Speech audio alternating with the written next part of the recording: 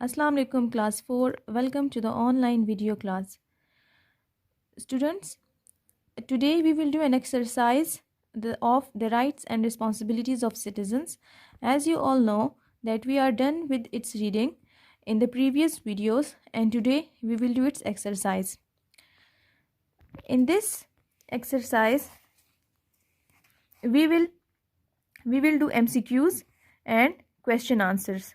Students, take out your copies and write topic name, the rights and responsibilities of citizens, and MCQs and question answers. Okay. On next page, in the topmost, write the name of the topic, that is the rights and responsibilities of citizens, and focus क्या है, MCQs. ठीक है, दोनों को double underline कर देना है. Then हमारे पास स्टार्ट करते हैं हम लोग MCQs से. हम लोगों ने इसकी रीडिंग कर दी थी और अब हम इसके MCQs करेंगे एंड क्वेश्चन आंसर्स करेंगे. ठीक है students. Number 1 is any person who has legal rights is, 4 options are given here. Number 1 is citizen, politician, teacher and none of the above. तो इसमें हमारे पास जो करेक्ट ऑप्शन होगा वो हम टिक मार्क करेंगे और हमारे पास क्या है, वो वाला कोई भी पर्सन जिसके पास लीगल राइट्स होते हैं, ठीक है, किसी भी सिटी में, तो वो क्या कहलाता है, सिटीजन. ठीक है, तो right option is A. And come to the next page. Second one is people can elect their representatives in the, ठीक है, people can elect their representatives in the, 4 options are given, country, city, government, all of the above. तो क्या आ जाएगा हमारे पास, number C is the correct answer, that is government. ठीक है, अपने लोग अपने नुमाइंदे को सेलेक्ट करते हैं. ठीक है, कौन सेलेक्ट करते हैं, people can elect their representatives in the government. Government में लोग क्या करते हैं, अपने नुमाइंदों को सेलेक्ट करते हैं. ठीक है, ये सेकंड आ गया. थर्ड वन है द सिटीजन्स शुड इंजॉय. अब क्या क्या इंजॉय करते हैं citizens, 4 options are given here. Number A is the right to life. Number B option is the right to education. The C is the right to culture and number D is all of the above. ठीक है, तो इसमें हमारे पास क्या आ जाएगा, right option all of the above. ठीक है, द सिटीजन्स शुड एंजॉय. ठीक है, सिटीजन्स क्या क्या एंजॉय करते हैं, द राइट टू लाइफ. ठीक है, मतलब उनके पास कौन कौन से हुकूक होते हैं. ठीक है, ज़िंदगी गुजारने के हुकूक होते हैं उनके पास.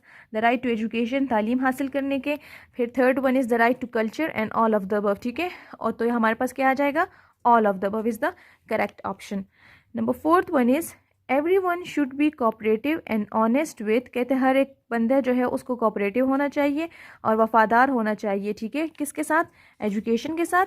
Number B is option is government. Number C is city and D is country. तो इसका क्या राइट आंसर होगा, गवर्नमेंट. ठीक है, एवरीवन शुड बी कोऑपरेटिव, हुकूमत के साथ चाहिए कि लोग कोऑपरेट करें और जो है ऑनेस्ट हो. ठीक है स्टूडेंट्स.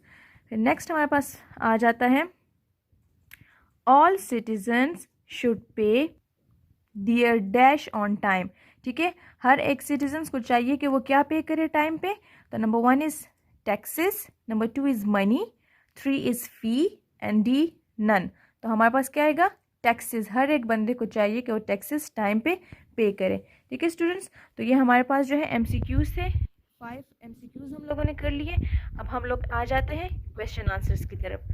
ठीक है, फिर नेक्स्ट पेज पे हम लोगों ने वैसे ही करना है. टॉपिक का नेम हमने लिखना है the rights and responsibilities of citizens, double underline कर देना है और फोकस फिर क्या हो जाएगा, क्वेश्चन आंसर्स पे. ठीक है, अब क्वेश्चन नंबर 1 क्या है, ये आप लोगों की बुक से ही लिया गया है.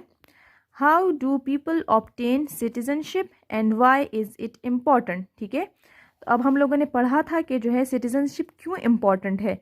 ठीक है, शहरी होना किसी भी मुल्क के लिए, मुल्क में किसी भी बंदे को एक मुल्क की जब शहरियत हासिल करनी होती है तो ये क्यों इम्पॉर्टेंट है, ये क्यों ज़रूरी है.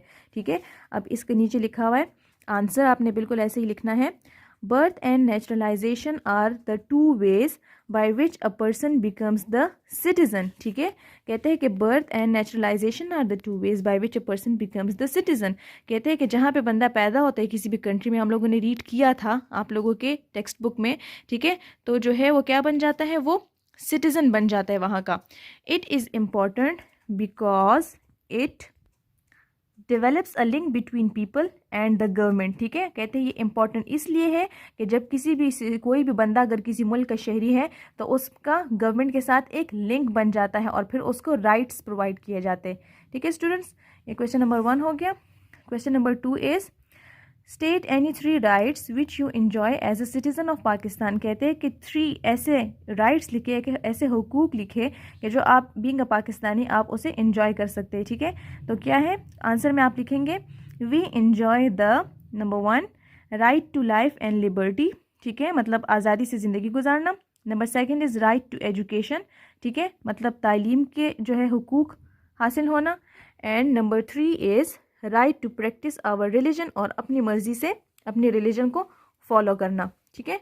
ये हमारे पास क्या हो गया 3 पॉइंट्स हो गए, ये क्वेश्चन नंबर 3, ठीक है। फिर उसके बाद आ जाता है question number 3, what are your responsibilities as a citizen of Pakistan, कि आपके कौन कौन सी जिम्मेदारियाँ हैं कि being a citizen of Pakistan, ठीक है, क्या क्या जिम्मेदारियाँ आप पे आयद होती है।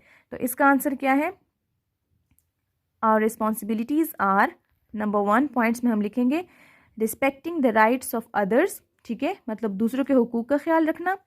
Number 2 is treating everyone as equals, ठीक है, सबको जो है वो इक्वली ट्रीट करना, किसी को हकीर नहीं देखना।